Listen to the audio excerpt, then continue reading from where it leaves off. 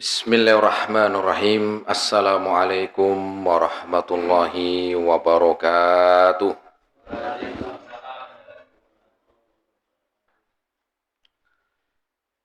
Innal hamdalillahi nahmaduhu wa nasta'inuhu wa nastaghfiruh wa na'udzu billahi min syururi anfusina was sayyiati a'malina.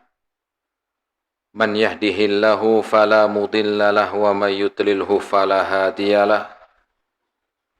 Ashhadu an la ilaha illallah wahdahu la syarikalah wa ashhadu anna Muhammadan abduhu wa rasuluh. Qala Allah Ta'ala fi kitabihil karim, ya ayyuhalladzina amanu taqullaha haqqa tuqatih wa la tamutunna illa wa antum muslimun. Jamaah bapak-bapak dan ibu-ibu, ikhwan wal akhwat rahimani Allah wa iyyakum jami'an. Alhamdulillah, kita bersyukur pada Allah Subhanahu wa taala di kesempatan malam hari ini. Kita masih diberikan kesehatan, taufik dan hidayahnya. Semoga amal ibadah kita Allah Subhanahu wa taala menerimanya, dan semoga ilmu yang kita dapatkan bisa kita amalkan sebagai bekal untuk menghadap kepada Allahu Rabbul Alamin. Kemudian salawat dan salam kita sampaikan kepada Nabi Muhammad sallallahu alaihi wasallam beserta keluarganya, para sahabatnya dan umatnya sampai hari kiamat nanti.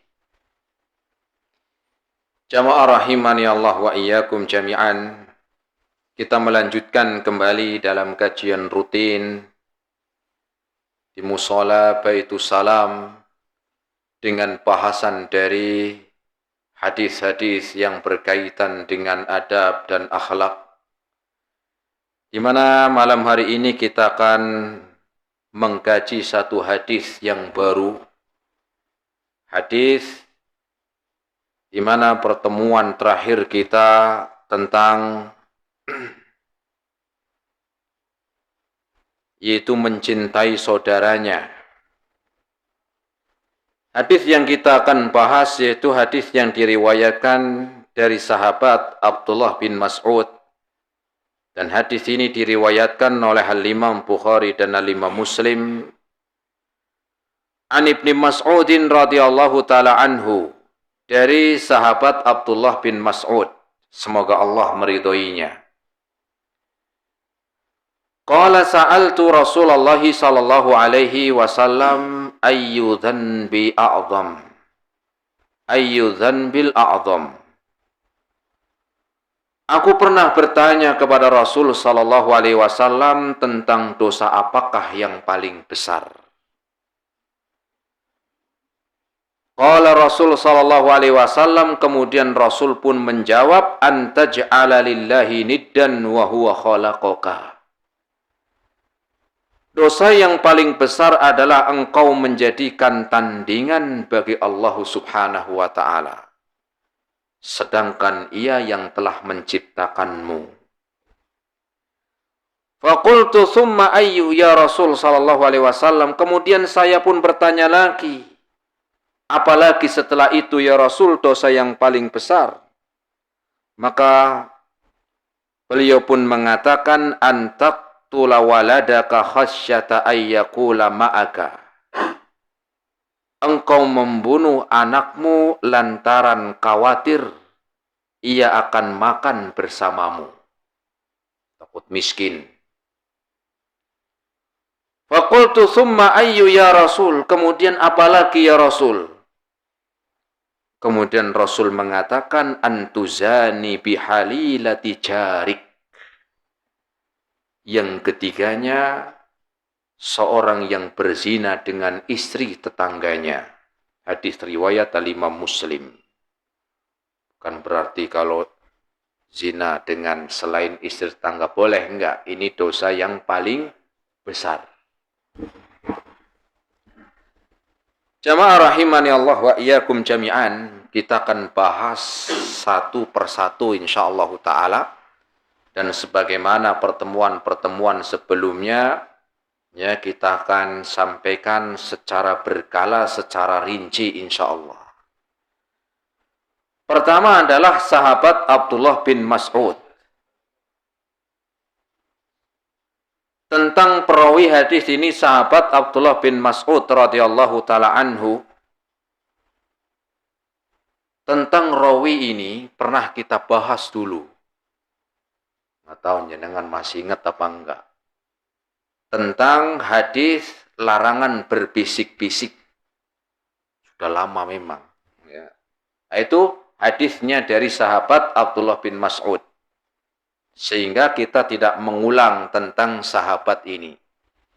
Ya, tentang sahabat Abdullah bin Mas'ud. Itu kalau nggak salah hadis yang keempat yang pernah kita bahas. Kita langsung memasuki matan dari hadisnya. Di mana sahabat Abdullah bin Mas'ud bertanya kepada Rasul sallallahu alaihi wasallam tentang dosa apakah yang paling besar. Jadi dosa itu bertingkat-tingkat. Ada dosa yang kecil, dosa sedang, dosa besar, dosa yang paling besar. Nah, di sini beliau bertanya kepada Rasul, sa'altu Rasulullah sallallahu alaihi wasallam. Aku bertanya kepada Rasul.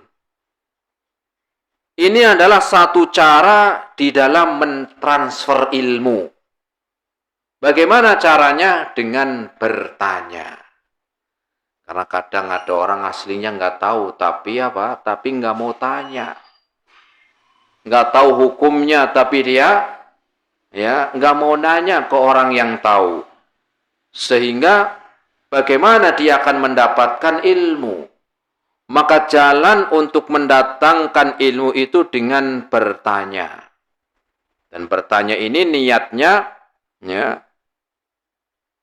bukan untuk mengetas, tetapi bertanya tujuan agar tahu ilmu.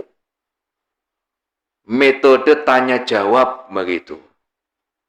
Maka di antara metode untuk mendatangkan ilmu, tersampaikannya ilmu adalah dengan saling bertanya dan berjawab. Ada metode tanya jawab, ada dialog, ini nanya, ini jawab. Makanya Abdullah bin Mas'ud nanya Rasul. Nanya kepada Rasul. Dan bukan hanya saja Abdullah bin Mas'ud, kadang-kadang yang lainnya datang ke Rasul tanya tentang suatu hukum. Bahkan kadang bertanya itu bukan cuma masalah hukum aja, dosa paling besar apa? Pernah ada orang datang ke Rasul nanya hari kiamat kapan? Datang-datang nanya hari kiamat. Dia mengatakan, ya Muhammad mata sa'ah. Wahai Muhammad, kapan hari kiamat? Nanya hari kiamat. Maka Rasul jawab, mengatakan, ma'adatta lisa'ah, apa yang engkau sudah siapkan untuk hari kiamat? Sudah siap memang, begitu maknanya.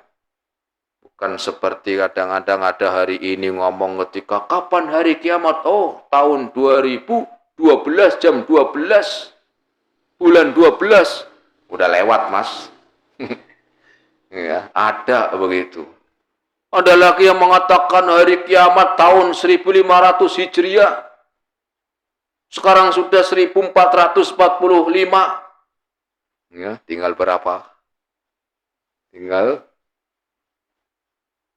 55 tahun. Tahu dari mana gitu loh. Enggak ada rumusnya kok. Rasul ditanya hari kiamat, Rasul enggak menjawab kapannya, tapi persiapannya sudah dipersiapkan belum? Kalau tanda-tandanya, iya Rasul menyebutkan tanda-tanda hari kiamat, iya. Tapi waktunya kapan? Nah ini. Allah yang tahu. Enggak ada makhluknya yang tahu. Malaikat aja enggak tahu. Nah, kemudian, apa tujuannya? tujuan adanya dialog tanya dan jawab. Sahabat Abdullah bin Mas'ud nanya, kemudian dijawab. Inilah transfer ilmu. Jadi seorang ustadz mubalik pun jangan marah kalau ditanya. Kadang-kadang enggak. Nah, kamu tanya-tanya, udah amalin aja, kualat kamu banyak nanya. Loh, banyak nanya katanya kualat, ya repot. Loh, kalau enggak tanya kepada orang yang dianggap tahu, mau tanya ke siapa? Kalau bisa jawab ya jawab, kalau enggak ya sudah. Saya enggak tahu, maaf silakan tanya ke yang lain. Begitu kan enak. Yang nanya juga jangan maksa. Masa jenengan enggak tahu, kan ustadz. Memang ustadz itu tahu semuanya kan enggak. Ustadz juga manusia. Ada yang tahu dan banyak yang enggak tahu. Ya. Sehingga jangan sampai memaksa. Ustadz juga demikian, jangan sampai ketika ditanya enggak tahu memaksakan diri. Wah, ditanya nih. Kalau enggak jawab, apa kata dunia nih? Akhirnya berbicara tanpa ilmu, karena gengsi ini juga enggak boleh. Yang tanya tahu adab, yang ditanya juga sama tahu adab. Kalau enggak tahu ya sudah. Rasul saja ketika ditanya hari kiamat, Rasul mengatakan al-mas'ulu anhu bi'a'lama minasail.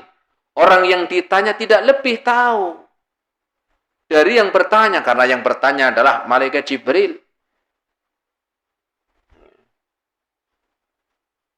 Kemudian dengan adanya metode tanya jawab di dalam pentransfer ilmu ini penting.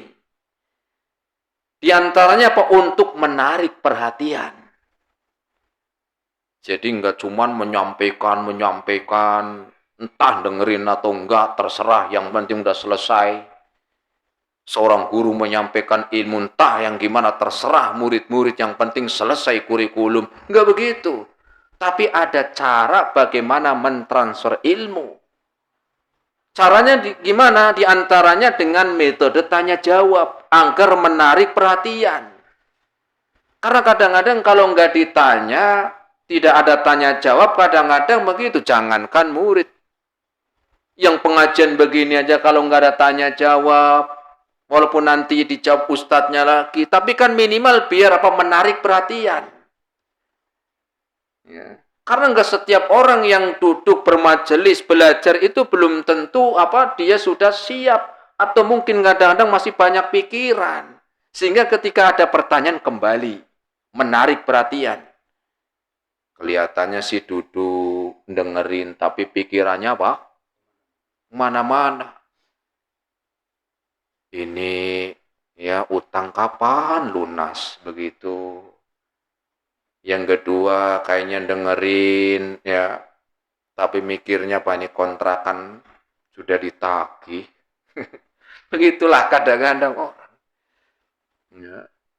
Yang lain lagi kayaknya dengerin tapi mikir ini cicilan kapan lunasnya. Begitu. Sehingga ketika ada tanya jawab kembali dia. Nanti dulu mikirin utang, begitu. Sekarang dengerin dulu, begitu. Ilmu begitu. Perlu adanya perhatian. Ada konsentrasi. Kadang-kadang duduk tenang banget. Nafasnya juga teratur banget. Ternyata ngantuk. Kadang ada begitu. Sehingga ketika Anda tanya jawab itu akan mengembalikan. Guru juga begitu ketika di kelas. Jadi kalau ada santri yang ngantuk, murid yang ngantuk, bukan dibiarin. Sampai mana mas? Langsung melihat, sampai mana ya? Akhirnya kembali lagi. Begitu. Nah, inilah metode tanya jawab akan memberikan manfaat transfernya ilmu. Kemudian apa yang ditanyakan oleh sahabat Abdullah bin Mas'ud, sa'altu Rasulullah sallallahu alaihi wasallam, aku bertanya kepada Rasul. Tanya itu kepada orang yang pas. Maknanya begini, apalagi urusan agama. Nanyanya Abdullah bin Mas'ud pas kepada siapa? Rasul. Karena mau bertanya masalah dosa. Jadi jangan sembarangan ketika bertanya urusan agama. Ya. Wong kita itu kalau motornya rusak, bawanya kemana? Ya ke bengkel, tahu ahlinya, nanya ke bengkel. Kenapa tahu ahlinya? Ya. Giginya sakit, ya datang ke dokter apa? Gigi tahu. Nah kalau dibalik ya nggak bisa, susah, motor rusak datang ke dokter gigi. Ya nggak jadi. Ya yang ada nanti diapain? Ya bukannya tambah bener mungkin tuh. Atau sebaliknya sakit gigi datangnya kemana? Bengkel. Ya, udah tahu ada bengkel motor. Kenapa gigi saya sakit? Nah ya diobeng sekalian nanti. Itu masalah apa? Masalah dunia. Masalah gigi, masalah motor rusak. Pasti kita nggak mau motor rusak datangnya ke dokter gigi. Kenapa? Tahu bukan apa? Bukan bidangnya. Apalagi urusan agama yang bukan cuman urusan apa gigi, bukan cuman urusan apa motor. Banter-banternya kalau dibawa ke tempat yang nggak sesuai paling tetap rusak, mogok. Atau kalau datangnya ke bengkel sakit gigi masih sakit, wajar, biasa. Resikonya nggak terlalu berat, tapi kalau mau urusan akhirat, nah ngeri sama. Ya, bisa apa? Bisa mudarat dunia dan akhiratnya. Maka tanya kepada orang yang pas. Jangan cuma ngelihat penampilan doang. Wah, ini kayaknya top nih. Ini kayaknya Ustadz Alim. Taunya dari mana? Itu pakaiannya. Pakainya gimana? Jubah. Loh ya, bukan sebagai ukuran. Maka kadang-kadang orang sekarang nggak bisa membedakan. Ya, nggak bisa membedakan, apalagi kadang-kadang yang dukun aja dianggap ustadz loh, betul. Ya. Jadi apa ini dukun dianggap ustadz cuman gara-gara penampilannya sama pecian, jenggotan, dikiranya ustadz padahal dukun. Nah kalau udah seperti ini gimana kita membedakannya? Ya, karena penampilannya sama. Apalagi sekarang dukun itu nggak penampilannya kayak dulu. Kayak dulu mungkin gondrong, pakainya hitam, nggak pernah mandi. Mungkin orang tahu dukun, nah sekarang kan enggak. Pakainya sarung, pakainya jubah, sama kayak ustadz. Ya. Banyak orang yang nggak paham. Jadi bukan dilihat dari penampilannya. Bener nggak nih orang tahu ilmu? Ya. Ternyata dukun. Nah, maka Abdullah bin Mas'ud bertanya, sa'altu Rasulullah sallallahu alaihi wasallam ayyu dzanbil a'zam? Ya Rasul, dosa apakah yang paling besar ya Rasul? Dosa apa yang paling besar? Ini dosa menunjukkan ada tingkatan. Ada dosa kecil, dosa besar, ada yang mbahnya dosa. Apa mbahnya dosa? Ya paling besar. Ada dosa besar, ada yang paling besar, begitu. Nah yang ditanya ini nggak sembarangan dosa. Dosa yang paling besar. Ya. Dan tujuan Abdullah bin Mas'ud nanya masalah ilmu, masalah dosa, ya. Tujuannya pertama agar bisa menghindari. Agar bisa apa? Menghindari. Ya. Tentang bertanya seperti ini biar dapat manfaat. Biar dapat ilmu, dapat manfaat. Ya. Kalau bertanya itu tentang amalan-amalan yang manfaat, biar bisa melaksanakan. Kalau tanya masalah yang mudarat seperti dosa begini, biar bisa menjauhi. Karena kadang-kadang ada orang nanya-nanya bukan pengen mengambil manfaat, tapi karena pengen cari-cari pembenaran. Oh kata si Anu boleh, Ustadz itu nggak boleh. Ya tapi kalau menurut saya sih yang boleh ini, karena memang senang di situ. Ya. Karena memang senang. Ya. Ini ada yang mengatakan musik nggak boleh. Yang itu boleh. Mana yang benar? Lah, wong saya masih senang musik, ambil yang katanya benar masih boleh. Begitu. Ya. Sehingga inilah ilmu akan kacau seperti jadi bertanya bukan untuk apa? Untuk memberi manfaat. Untuk dia bisa meninggalkan kalau itu mudarat, dia laksanakan kalau itu manfaat. Kadang-kadang nanya, cari-cari pembenaran, cari-cari dukungan. Kenapa? Karena belum bisa meninggalkan. Itu kadang-kadang ada begitu. Kalau Abdullah bin Mas'ud ini enggak, karena dia tanya masalah dosa yang paling besar, biar terhindar. Ya. Karena kadang-kadang ada orang yang nanya, ya, Tat, ini hukumnya apa nih? Sunnah apa wajib atau mustahab? Oh, ini hukumnya enggak wajib, tapi sunnah. Alhamdulillah. Kenapa? Saya berarti enggak melaksanakan, enggak apa-apa. Lah, begitu. Ketika disebutkan ini sunnah, oh alhamdulillah nggak wajib tak? Iya, oh nggak, saya laksanakan nih. Nah begitu nanya bukan begitu. Ya.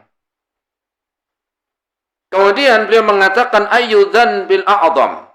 Dosa apakah yang paling besar? Ini bukan dosa remeh, jemaah. Bukan dosa remeh. Dosa yang paling besar. Kemudian Rasul menjawab antaj'ala lillahi niddan. Dosa yang paling besar, engkau menjadikan tandingan bagi Allah. Engkau menduakan Allah. Engkau menyekutukan Allah. Itu makna antaj'ala lillahi niddan. Engkau menjadikan sekutu bagi Allah. Ya. Kenapa? Karena hakikatnya dari agama kita itu tauhid, mentauhidkan Allah, menjadikan Allah satu-satunya yang diibadahi. Allah satu-satunya yang kita itu beribadah kepadanya. Sehingga ketika kita menjadikan peribadahan selain Allah, sudah dia menjadikan menyekutukan Allah atau menduakan atau menyamakan. Inilah dosa paling besar kepada Allah. Karena ada dosa besar kepada sesama manusia, ada dosa besar kepada Allah. Dosa kepada Allah yang paling besar ini. Menjadikan tandingan. Menjadikan sekutu. Menduakan. Kecuali kalau menduakan istri. Boleh nggak jemaah? Ya boleh, tapi dengan syarat. Tapi kalau menduakan Allah ini dosa besar, bahkan dosa yang paling besar, ngeri. Ya. Kenapa? Karena Allah sebutkan iyyaka na'budu wa iyyaka nasta'in. Kepadamulah ya Allah aku beribadah, hanya kepadamu, itu artinya begitu. Hanya kepadamu aku beribadah wa iyyaka nasta'in. Dan kepadamulah kami minta pertolongan. Hanya kepada Engkau ya Allah kami minta pertolongan. Kenapa di sini disandingkan antara ibadah dan minta pertolongan hanya kepada Allah? Karena ada orang yang ibadahnya kepada Allah, tapi giliran mintanya kemana? Mintanya ke jin. Ya. Ada orang yang sholat, ya. Sholatnya benar kepada Allah Subhanahu wa ta'ala. Tetapi ketika doa minta sama orang mati. Padahal baru selesai sholat. Datang ke kuburan keramat, minta di situ. Barusan kepada Allah, kemudian sekarang minta kepada orang yang mati. Ini namanya menduakan. Ya. Ketika Idul Adha, menyembelih berkurban untuk Allah. Inna solati wa nusuki wa mahyaya wa mamati lillahi rabbil alamin. Sesungguhnya sembelihanku, solatku, sembelihanku, hidup dan matiku untuk Allah saja. Fasolli li rabbika wanhar, solatlah dan menyembelihlah. Tetapi ketika satu surah enggak.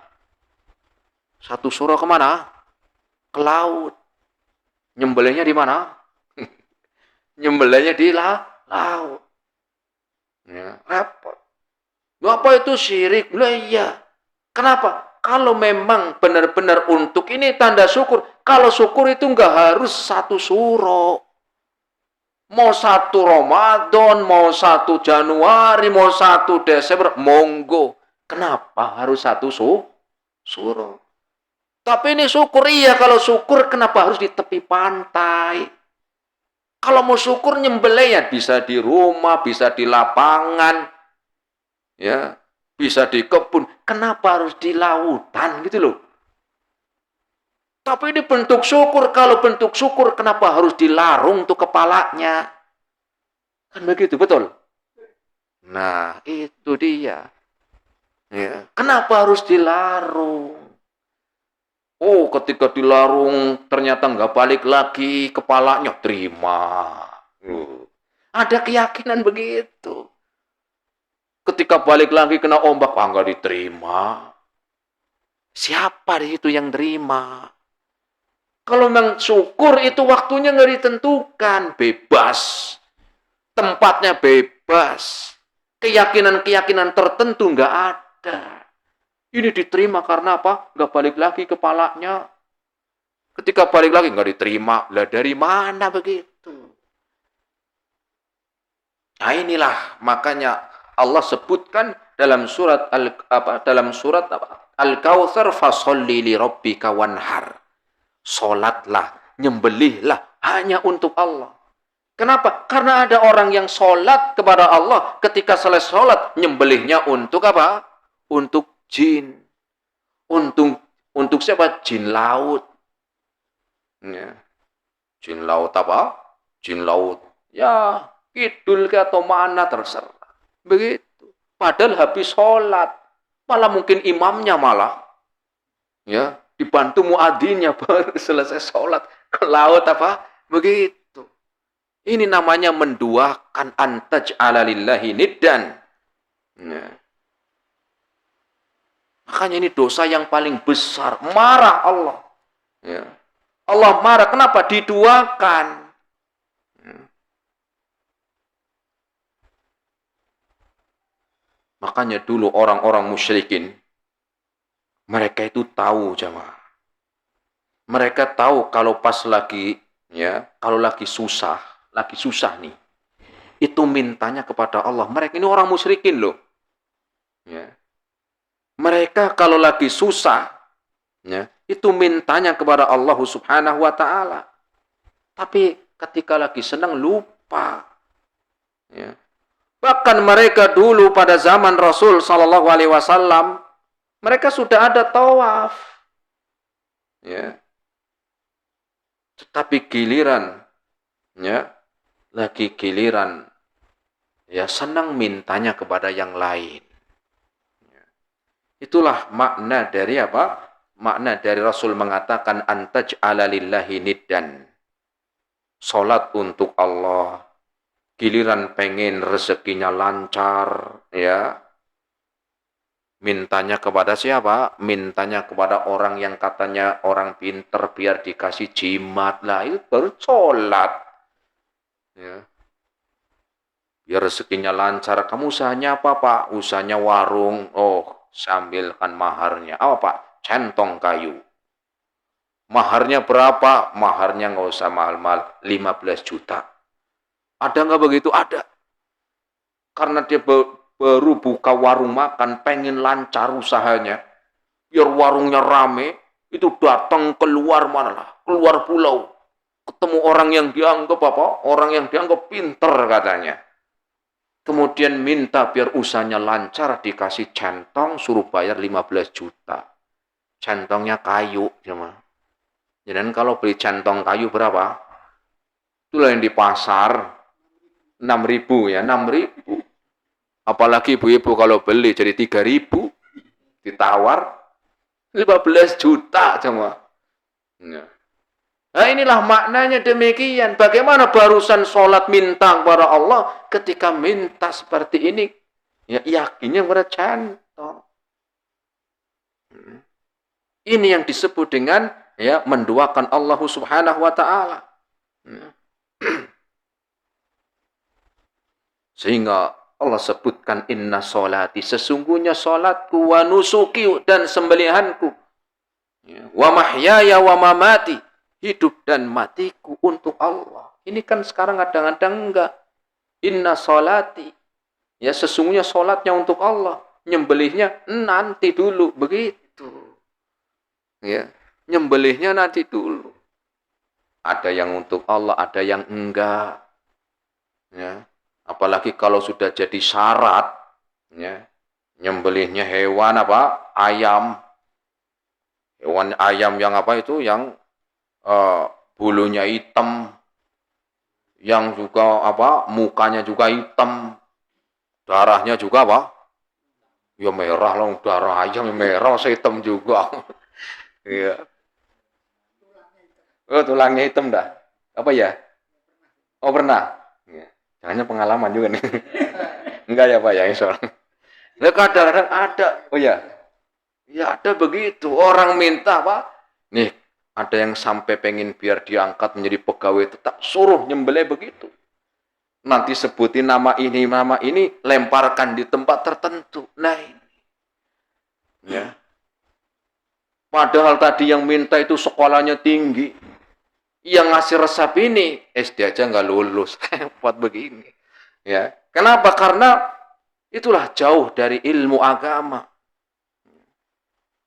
Ketika baca Quran, dia niatkan mendapatkan pahala dari Allah Subhanahu wa Ta'ala. Ya. Tetapi giliran doa, minta, ada yang minta ke mana? Ke kuburan keramat. Tapi orang ini dulu waktu itu orang soleh. Iya, tapi kalau doa bukan ke situ. Itu udah meninggal, sudah. Minta kepada Allah karena Rasul mengatakan ad-du'a huwal ibadah. Doa itu ibadah. Sehingga ketika doa itu ibadah diselewengkan kepada selain Allah, maka inilah yang disebut dengan menduakan. Disebut menyekutukan Allah, menjadikan Allah tandingan. Ya. Kemudian Rasul mengatakan apa alasannya menjadikan Allah tandingan itu dosa yang paling besar? Rasul memberikan jawaban alasannya. Apa alasannya? Wa huwa khalaqaka, karena dia yang menciptakanmu. Maknanya khalaqaka bukan cuma menciptakan aja, semua yang Allah berikan kepada kita, dari rezeki di dunia itu dari Allah. Ya. Semuanya dari Allah. Sehingga kita nggak boleh menduakan. Ketika diduakan, marah Allah. Ya. Alasannya apa? Kita nggak boleh berbuat kesyirikan, menjadikan tandingan bagi Allah, karena Allah yang sudah menciptakan kita. Allah yang sudah memberikan rezeki kepada kita. Ya. Hasil panen apa panen? Padinya Allah yang ngasih. Tapi kadang-kadang nggak ingat gitu. Ketika panen, sebelum panen, ada dikasih apa? Pojokan-pojokan macam-macam. Nah, untuk siapa? Sudah panen, ngasih lagi pojokan-pojokan. Ada dari bentuk bubur, ada dari apa? Telur, apa lagi? Hah? Mau jawab khawatir dikatain pengalaman ah. Nah ini dia, padahal Allah yang memberikan apa? Lengkap. Allah yang memberikan jadi panennya lancar. Allah yang memberikan, Allah yang ngasih rizki, Allah yang menciptakan semuanya, Allah kasih. Sama yang di laut juga begitu. Siapa yang ngasih ikan? Ngasih makan aja enggak, betul? Iya, ngasih makan aja enggak, ngerawat juga enggak. Cuman berangkat ke laut modal jala. Modal apa? Jala. Tanggapannya banyak, pulang. Bisa ngasih keluarganya, bisa nafkahi keluarganya, anak istrinya. Tanpa modal apa? Modal besar. Enggak pernah ngerawat tuh ikan.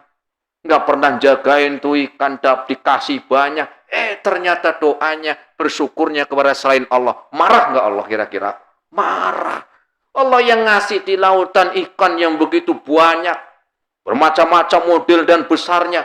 Sudah dikasih gratisan ibaratkan. Kok bersyukurnya kepada siapa? Ya itu tadi. Ya, kecin gidul repot. Begitu. Marah Allah seperti itu. Saya ngasih pada begini. Ini Rasul memberikan jawaban. Alasannya apa? Wa huwa khalaqaka, karena dia yang menciptakanmu. Ya.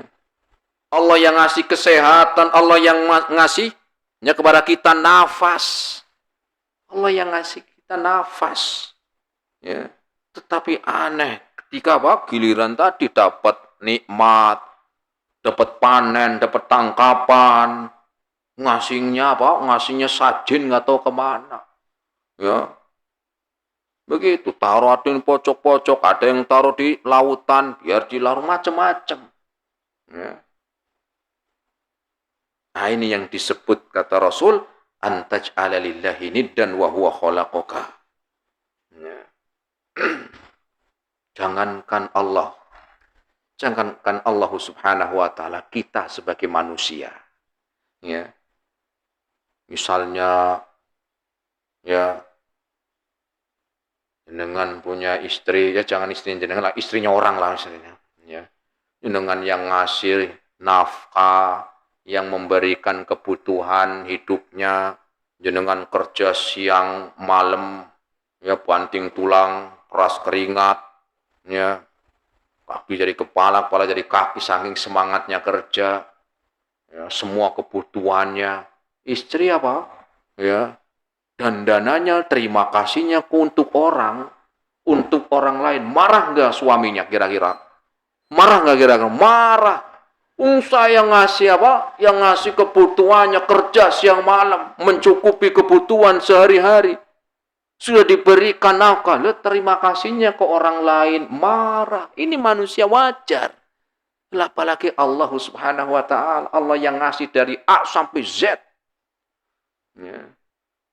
Anak yang sekolah dari mulai kecil dirawat, masuk TK, dibayarin, masuk SD dicukupin, masuk ke SMP, SMA, perguruan tinggi, sampai sekolah ke luar negeri, masih dibantu, pulang terima kasihnya ke tetangga. Marah nggak jenengan sebagai orang tua? Wah, marah. Oh, ini saya yang dari kecil nyukupin, capek, berkorban, ngasih semuanya. Pulang-pulang terima kasihnya ke tetangga. Oh, anak titik-titik. Kan begitu. Apa titik-titik? Anak yang enggak benar nih, marah. Begitu juga Allah yang memberikan kita semuanya yang enggak terhitung. Ya. Sehingga ketika itu, orang yang berbuat kesyirikan, menduakan Allah, menjadikan tandingan bagi Allah, itu enggak beradab. Tidak beradab. Ya. Sebagaimana tadi. Ya, sehingga jangan sampai kita masuk ke dalam dosa yang paling besar ini, jamaah. Makanya dalam Al-Quran, dalam surat Luqman, menasihati anaknya, ya bunayya la tusyrik billah inna syirka la zulmun azim. Nasihatnya langsung ke anaknya, ya bunayya la tusyrik billah, jangan engkau sekutukan Allah. Jangan engkau menjadikan Allah tandingan. Inna syirka la zulmun azim. Karena kesyirikan, engkau menjadikan tandingan bagi Allah, itu dosa yang paling besar. Kenapa Luqman ini ketika menasihati langsung larangan? Umumnya orang itu kan kalau nasihati anak itu perintah yang baik. Sholat, begitu. Gitu. Tapi ini enggak. La tusyrik billah, jangan. Ini kan larangan. Apa alasannya? Kenapa Luqman tidak menasihati untuk anaknya sholat yang rajin, baca Quran yang rajin, ngaji yang rajin, tapi langsung larangan jangan berbuat syirik, karena kesyirikan ini akan mengakibatkan pahala kebaikannya, amal solehnya, ibadahnya rontok pahalanya. Ya. Saya ulangi, karena perbuatan kesyirikan akan menjadikan rontok pahalanya. Akan mendapatkan apa? Ya, mendapatkan keburukan. Makanya wajar Luqman ini mengatakan la tusyrik billah, jangan berbuat kesyirikan, jangan menyekutukan Allah, jangan menjadikan apa? Allah tandingan. Kenapa? Karena perbuatan tersebut akan menghancurkan amal-amal kebaikan, amal-amal ibadah.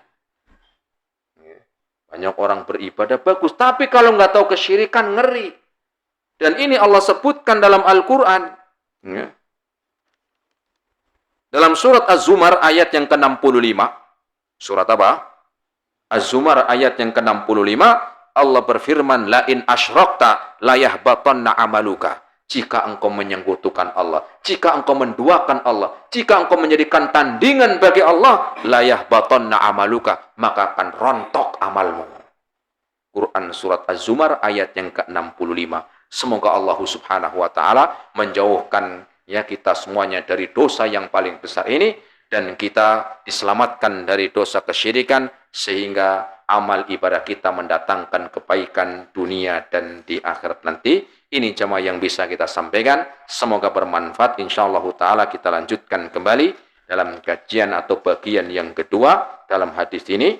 Ya, semoga bermanfaat. Wassallallahu ala nabiyyina Muhammad wa ala alihi wa ashabihi wa sallama tasliman katsira. Subhanakallahumma bihamdika asyhadu an la ilaha illa anta astaghfiruka wa atubu ilaik. Assalamualaikum warahmatullahi wabarakatuh.